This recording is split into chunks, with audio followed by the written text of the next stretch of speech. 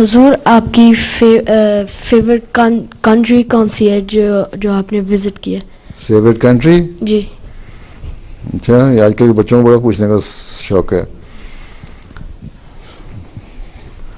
वो किसी ने मुझसे पूछा था, मैं कहा जहाँ अहमदी ज़्यादा हैं और वहाँ मिलते हैं वही फेवरेट हो जाती है, जहाँ अच्छे प्रोग्राम होते हैं। बाकी खूबसूरत मुल्क तो बहुत सारे हैं। नॉर्वे का एक हिस्सा भी बड़ा खूबसूरत है, मैंने कुछ देखा नहीं हुआ, थोड़ा सा देखा है। जर्मनी का हिस्सा बड़ा अच्छा खूबसूरत लगा है मुझे। बाज़ इलाके उनके, ब्लैक फॉरेस्ट का इलाका भी है, खूबसूरत है। हैं? यूके में मुझे स्कॉटलैंड का इलाका अच्छा लगता है। हैं? तो मुख्तलिफ खूबसूरतियाँ हर जगह की अपनी अपनी हैं। तुम यूके में पैदा हुए थे? नहीं, मैं जर्मनी में पैदा हुआ था।